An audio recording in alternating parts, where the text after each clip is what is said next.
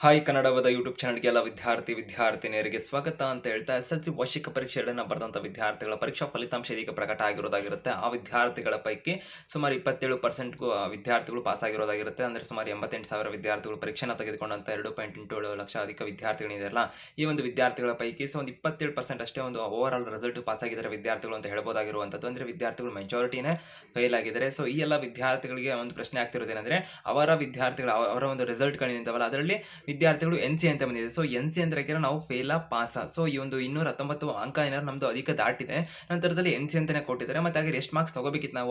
ಈಗ ನಾವು pass ಆಗಿದ್ದೀವಾ, fail ಆಗಿದ್ದೀವಾ, ಎಲ್ಲಾ ಸಬ್ಜೆಕ್ಟ್ಸ್‌ಗಳು ಪಾಸ್ ಆಗಿದೆ ಅಂತ ಕೆಲವರು ಹೇಳಿದ್ರೆ, ಇನ್ನು ಕೆಲವರು ಎನ್‌ಸಿ ಅಂತಾನೆ ಬಂದಿದೆ, ನಮ್ದು ಓವರ್ ಆಲ್ ಮಾರ್ಕ್ಸ್ ಜಾಸ್ತಿನೇ ಬಂದಿದೆ. ಸೊ ಈಗ ನಾವು ಪಾಸ್ ಆಗಿದ್ದೀವಾ, ಆಗಿದ್ರೆ ಫೇಲ್ ಆಗಿದ್ದೀವಾ, ಇಲಾಖೆಯವರು ಏನು ಮಾಹಿತಿನ ಕೊಟ್ಟಿದ್ದಾರೆ. ಸೊ ಈ ವಿದ್ಯಾರ್ಥಿಗಳು ಏನು ಮಾಡಬೇಕಿರುತ್ತೆ, ಇದಕ್ಕೆ ಸಂಬಂಧಪಟ್ಟಂತೆ ಮಾಹಿತಿನ ವಿಡಿಯೋದಲ್ಲಿ ತಿಳಿಸ್ತಾ ಇರೋದಾಗಿರುತ್ತೆ. ಹೆಚ್ಚಿಗೆ ಕ್ವಿಕ್ ಅಪ್ಡೇಟ್ಸ್ ಇನ್ಫಾರ್ಮೇಷನ್ ಮಾಹಿತಿನ ತಿಳ್ಕೊಳ್ಳೋದಕ್ಕೆ ಕನ್ನಡ ಹಬ್ಬದ ಯೂಟ್ಯೂಬ್ ಚಾನಲ್‌ಗೆ ಸಬ್ಸ್ಕ್ರೈಬ್ ಆಗದೆ ಹೊಸದಾಗಿ ವಿಡಿಯೋ ನೋಡ್ತಿರುವಂಥ ವಿದ್ಯಾರ್ಥಿಗಳು ಶಿಕ್ಷಣಕ್ಕೆ ಸಂಬಂಧಪಟ್ಟಂತೆ ಮೂರನೇ ಪರೀಕ್ಷೆಗೆ ಸಂಬಂಧಪಟ್ಟಂತೆ ಇತರ ಎಲ್ಲ ಮಾಹಿತಿಗಳನ್ನು ತಿಳ್ಕೊಳ್ಳೋದಕ್ಕೆ ಚಾನಲ್ಗೆ ಸಬ್ಸ್ಕ್ರೈಬ್ ಆಗಿಲ್ಲ ಅಂದ್ರೆ ಬೆಲ್ ಐಕಾನ್ ಕ್ಲಿಕ್ ಮಾಡಿ ಹೆಚ್ಚುವರಿ ಮಾಹಿತಿನ ನೀವು ತಿಳ್ಕೊಬೋದಾಗಿರುತ್ತೆ. ಮತ್ತೆ ವಿದ್ಯಾರ್ಥಿಗಳಿಗೆ ಹೆಚ್ಚುವರಿ ಮಾಹಿತಿಯನ್ನು ತಿಳ್ಕೊಳ್ಳೋದಕ್ಕಾಗಿ ಸೊ ಅವ್ರಿಗೆ ಡೌಟ್ಸ್ ಇರುತ್ತೆ, ಇನ್ನೊಂದು ಮತ್ತೊಂದೇನೋ ಕ್ಲಿಯರ್ ಆಗ್ತಿಲ್ಲ, ಯಾರನ್ನ ಕೇಳಬೇಕು, ಯಾವ ತರ ಏನೈತೆ ಅಂತ ಗೊತ್ತಾಗ್ತಿಲ್ಲ ಅಂದ್ರೆ ಇವರು ಡಿಸ್ಕ್ರಿಪ್ಷನ್ ಇನ್ಸ್ಟಾಗ್ರಾಮ್ ಲಿಂಕ್ ಕೂಡ ಇರುತ್ತೆ. ಅಲ್ಲಿ ವಿದ್ಯಾರ್ಥಿಗಳು ಸಬ್ಸ್ಕ್ರಿಪ್ಷನ್ ಆಪ್ಷನ್ ಅನ್ನು ಪಡ್ಕೊಳ್ಳೋದ್ರ ಮುಖಾಂತರ ಕೂಡ ವಿದ್ಯಾರ್ಥಿಗಳು ಹೆಚ್ಚುವರಿಗೆ ಮೆಸೇಜ್ ಅನ್ನ ನಮ್ಮ ಜೊತೆ ಮಾಡೋದ್ರ ಮುಖಾಂತರ ಕಾಲ್ ಮುಖಾಂತರ ಕೂಡ ಮಾಹಿತಿನ ಪಡ್ಕೋಬೇಕಾಗಿರುತ್ತೆ. ಸಬ್ಸ್ಕ್ರಿಪ್ಷನ್ ಅನ್ನು ಪಡ್ಕೊಂಡಂತ ಸಂದರ್ಭದಲ್ಲಿ ವಿದ್ಯಾರ್ಥಿಗಳಿಗೆ ಬ್ಯಾಜಸ್ ಕೂಡ ಸಿಗುತ್ತೆ, ಮತ್ತೆ ಸ್ಟೋರಿಗಳಾಗಿರ್ಬೋದು, ಇತರ ಒಂದು ನೋಟಿಫಿಕೇಶನ್ಗಳೆಲ್ಲ ಕೂಡ ವೀಕ್ಷಣೆ ಮಾಡಬಹುದಾಗಿರುತ್ತೆ ಅಂತ ಹೇಳ್ತಾ, ಸೊ ಅದು ಕೂಡ ನಿಮ್ಮ ಒಂದು ಲಭ್ಯವಾಗುವಂತಹ ಪ್ರೈಸ್ ನಲ್ಲಿ ಇರುವಂತದ್ದಾಗಿರುತ್ತೆ ಅಂತ ಹೇಳ್ತಾ, ಇದೀಗ ಸಾಕಷ್ಟು ವಿದ್ಯಾರ್ಥಿಗಳಿಗೆ ಡೌಟ್ಸ್ ಗಳು ಕೂಡ ಇದೆ.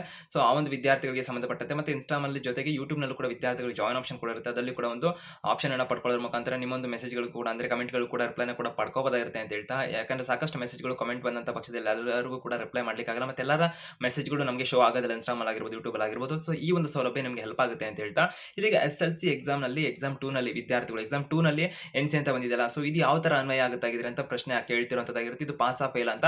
ಸೊ ವಿದ್ಯಾರ್ಥಿಗಳು ಇಲಾಖೆ ಕಡೆಯಿಂದ ಏನು ಮಾಹಿತಿನ ಕೊಟ್ಟಿದ್ದಾರೆ ಅಂದ್ರೆ, ವಾರ್ಷಿಕವಾಗಿ ವಿದ್ಯಾರ್ಥಿಗಳಿಗೆ 3 ಪರೀಕ್ಷೆಯನ್ನು ಮಾಡ್ತೀವಿ ಅಂತ ಅವರು ಮಾಹಿತಿನ ಕೊಟ್ಟರು. ಸೊ ಸಪ್ಲಿಮೆಂಟರಿ ಪೂರಕ ಪರೀಕ್ಷೆ ಅನ್ನೋದನ್ನೇ ತೆಗೆದಾಕ್ತಿದೀವಿ ಅಂತ ಹೇಳಿದ್ರು. ಅದು ಒಂದು ವಿದ್ಯಾರ್ಥಿಗಳಲ್ಲಿ ನಕಾರಾತ್ಮಕ ಅಥವಾ ನೆಗೆಟಿವ್ ಥಿಂಕ್ ಬರುತ್ತೆ ಹಾಗೆ ಅಂತ ಹೇಳಿದ್ರು. ಸೊ ಹೀಗಾಗಿ ವಾರ್ಷಿಕವಾಗಿ 1ನೇ ಎಕ್ಸಾಮ್, 2ನೇ ಎಕ್ಸಾಮ್, 3ನೇ ಎಕ್ಸಾಮ್ ಎಲ್ಲ ಮಾಡ್ತೀವಿ ಅಂದ್ರು. ಆ ಪ್ರಕಾರದಲ್ಲಿ ವಿದ್ಯಾರ್ಥಿಗಳಿಗೆ ಮೊದಲಾದ್ರೆ ಫೇಲ್ ಅಂತ ಕೊಡ್ತಿದ್ರು. ಇವಾಗ ವಿದ್ಯಾರ್ಥಿಗಳಿಗೆ ಅಂತ ಬಂದಿದೆ ಅಂದ್ರೆ ಎನ್‌ಸಿ ಅಂತ ಬಂದಿರೋದಾಗಿರುತ್ತೆ ವಿದ್ಯಾರ್ಥಿಗಳಿಗೆ. ಸೊ ಆ ಕಾರಣಕ್ಕೆ ಎನ್‌ಸಿ ಅಂದ್ರೆ ವಿದ್ಯಾರ್ಥಿಗಳಿಗೆ ನಾಟ್ ಕಂಪ್ಲೀಟೆಡ್ ಅಂತ. ಸೊ ಇದು ಗೊತ್ತೇ ಇರುತ್ತೆ ಸಾಮಾನ್ಯವಾಗಿ ಬಹುತೇಕ ವಿದ್ಯಾರ್ಥಿಗಳಿಗೆ. ಈ ನಾಟ್ ಕಂಪ್ಲೀಟೆಡ್ ಅಂತ ವಿದ್ಯಾರ್ಥಿಗಳಿಗೆ ಬಂದಿದೆ. ಓಕೆ, ಆದ್ರೆ ವಿದ್ಯಾರ್ಥಿಗಳ ಓವರ್ ಆಲ್ ಮಾರ್ಕ್ಸ್ ಏನಿದೆಯಲ್ಲ, ಪಾಸಿಂಗ್ ಪರ್ಸೆಂಟೇಜ್ ಏನಿದೆಯಲ್ಲ 35% ಬರಬೇಕು ಅಂತ ಇರುತ್ತೆ.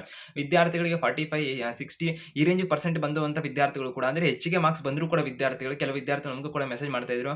ಸೊ ಅಂತ ಕಮೆಂಟ್ ಕೂಡ ಆಗ್ತಾ ಇದ್ರು. ಅಂದ್ರೆ 412 ಬಂದಿದೆ, 415 ಬಂದಿದೆ, 420 ಬಂದಿದೆ, ಆದ್ರೂ ಕೂಡ ನಮ್ದು ಎನ್‌ಸಿ ಅಂತ ಇದೆ ಅಂದ್ರೆ ಓವರ್ ಆಲ್ ಪರ್ಸೆಂಟೇಜ್ ಜಾಸ್ತಿ ಇದೆ ಅವ್ರದ್ದು. ಸೊ ಪಾಸ್ ಆಗ್ಬೇಕಾದ್ರೆ 35% ಬೇಕಲ್ವಾ, 219 ತೆಗೆದ್ರೆ ನಾವು ಹಾಗಾದ್ರೆ 35% ಬಂದಿರುತ್ತೆ. ಸೊ ಆಗ ನಾವು ಪಾಸ್ ಆಗ್ಬೇಕಿತ್ತಲ್ಲ, ಸೊ ಯಾಕೆ ಏನಾಯ್ತು ಅಂತ ವಿದ್ಯಾರ್ಥಿಗಳು ಡೌಟ್ ಇರುವಂತದ್ದಾಗಿರುತ್ತೆ. ಸೊ ಶಿಕ್ಷಣ ಇಲಾಖೆಯವರು ಏನು ಮಾಹಿತಿನ ಕೊಟ್ಟಿದ್ದಾರೆ ಅಂದ್ರೆ, ಸೊ ವಿದ್ಯಾರ್ಥಿಗಳಿಗೆ ಅವ್ರದ್ದು ಓವರ್ ಆಲ್ ಎಷ್ಟೇ ಮಾರ್ಕ್ಸ್ ಬಂದಿರಲಿ, ಬಟ್ ಪರ್ಟಿಕ್ಯುಲರ್ ಆ ಸಬ್ಜೆಕ್ಟ್ ಅಲ್ಲಿ ವಿದ್ಯಾರ್ಥಿಗಳಿಗೆ ಕನಿಷ್ಠ ಅಂಕ ಅಂತ ನಿಗದಿಯಾಗಿರುತ್ತೆ. 28 ಅಂಕ ವಿದ್ಯಾರ್ಥಿಗಳಿಗೆ ಬರಲೇಬೇಕಿರುತ್ತೆ. ರೇರ್ ಕೇಸಸ್ ಅಲ್ಲಿ 24 ಪ್ಲಸ್ ಬಂದರೂ ಕೂಡ ಎಲ್ಲ ಸಬ್ಜೆಕ್ಟ್ ಪಾಸ್ ಆಗಿದ್ರೆ ಪಾಸ್ ಆಗಿರುವಂತ ವಿದ್ಯಾರ್ಥಿಗಳು ಕೂಡ ಇರ್ತೀರಾ. ಬಟ್ ಆದ್ರೆ 28 ಅಂಕ ಕನಿಷ್ಠ ಆಗಿರುತ್ತೆ. ಸೊ 28 ಬರಲೇಬೇಕಿರುತ್ತೆ ವಿದ್ಯಾರ್ಥಿಗಳಿಗೆ. ಸೊ ಅಂದ್ರೆ ಪರ್ ಸಬ್ಜೆಕ್ಟ್ ಅಲ್ಲಿ ಥಿಯರಿ ಎಕ್ಸಾಮ್ ಅನ್ನ ಬರೀತಿರಲ್ಲ, ಅದರಲ್ಲಿ 28 ಮತ್ತೆ ಫಸ್ಟ್ ಲ್ಯಾಂಗ್ವೇಜ್ ಆಗಿದ್ರೆ ವಿದ್ಯಾರ್ಥಿಗಳಿಗೆ 35 ಬರಲೇಬೇಕಿರುತ್ತೆ. ಅದಕ್ಕಿಂತ ಕಡಿಮೆ ಅಂಕ ಬಂದಂತ ಸಂದರ್ಭದಲ್ಲಿ ವಿದ್ಯಾರ್ಥಿಯನ್ನ ಪಾಸ್ ಅಂತ ಪರಿಗಣಿಸೋದಿಲ್ಲ. ಅವರು ವಿದ್ಯಾರ್ಥಿಗಳು 600ಕ್ಕೆ 550 ಅಂಕ ತೆಗೆದಿದ್ರು ಕೂಡ ವಿದ್ಯಾರ್ಥಿಗಳು, ಅಂದ್ರೆ ಸಾಮಾನ್ಯವಾಗಿ 550 ಅಲ್ಲ, 500 ಬಂದರೂ ಕೂಡ ವಿದ್ಯಾರ್ಥಿಗಳು ಮೆಜಾರಿಟಿ ಬಂದರೂ ಕೂಡ ಆ ವಿದ್ಯಾರ್ಥಿಗಳು ಪರ್ಟಿಕ್ಯುಲರ್ ಸಬ್ಜೆಕ್ಟ್ ಅಲ್ಲಿ ಒಂದು ಕನಿಷ್ಠ ಅಂಕ ಏನಿರುತ್ತಲ್ಲ ದಾಟಲೇಬೇಕಿರುತ್ತೆ. ಇಲ್ಲಾಂದ್ರೆ ವಿದ್ಯಾರ್ಥಿ ಎನ್‌ಸಿ ಅಂತ ಬಂದಿರೋದ್ರಿಂದ ಅವ್ರು ಫೇಲ್ ಅಂತಾನೆ ಪರಿಗಣನೆ ಆಗ್ತಾರೆ ಅಂತ ಇಲಾಖೆಯವರು ಮಾಹಿತಿನ ಕೊಟ್ಟಿದ್ದಾರೆ. ಸೊ ಈ ವಿದ್ಯಾರ್ಥಿಗಳು ಏನ್ ಮಾಡಬೇಕು ಅಂತ ಹೇಳಿದ್ರೆ, ಅವ್ರಿಗೆ ಯಾವುದೇ ರೀತಿ ಚಿಂತೆ ಮಾಡುವಂತ ಅವಶ್ಯಕತೆ ಇಲ್ಲ. ವಾರ್ಷಿಕ ಪರೀಕ್ಷೆ 3ನ ಕೂಡ ನಾವು ಕೊಡ್ತೇವೆ ಅಂತ ಮಾಹಿತಿನ ಕೊಟ್ಟಿದ್ದಾರೆ. ಯಾವುದೇ ರೀತಿ ಶುಲ್ಕ ಇಲ್ಲದೆ ಕೂಡ ವಿದ್ಯಾರ್ಥಿಗಳು 3ನೇ ಪರೀಕ್ಷೆಗೆ ನೋಂದಣಿಯನ್ನು ಮಾಡ್ಕೋಬೇಕಿರುತ್ತೆ. ವಿದ್ಯಾರ್ಥಿಗಳು ನೋಂದಣಿಗೆ ಸಂಬಂಧಪಟ್ಟಂತೆ ಕೂಡ ಮಾಹಿತಿನ ಕೊಟ್ಟಿದ್ದೇವೆ. ಸೊ ಈಗ ವಿದ್ಯಾರ್ಥಿಗಳು ನೋಂದಣಿಯನ್ನು ಮಾಡ್ಕೊಳ್ಳೋದ್ರ ನಂತರದಲ್ಲಿ ಆ ಒಂದು ಪರೀಕ್ಷೆನ ಕೂಡ ತಗೋಬಹುದಾಗಿರುತ್ತೆ. ವಾರ್ಷಿಕ ಪರೀಕ್ಷೆ 3 ಬರೆದರೂ ಕೂಡ ವಿದ್ಯಾರ್ಥಿಗಳಿಗೆ ಫ್ರೆಷರ್ ಅಂತಾನೆ ಪರಿಗಣನೆ ಆಗ್ತಾರೆ ಅಂತ ಮಾಹಿತಿನ ಕೊಟ್ಟಿದ್ದಾರೆ. ನಿಮ್ಮೆಲ್ಲ ಸ್ನೇಹಿತರಿಗೆ ಮಾಹಿತಿ ವಿಡಿಯೋನ ಶೇರ್ ಮಾಡಿ ಅವ್ರಿಗೂ ಕೂಡ ಒಂದು ಮಾಹಿತಿನ ತಲುಪಿಸಿ.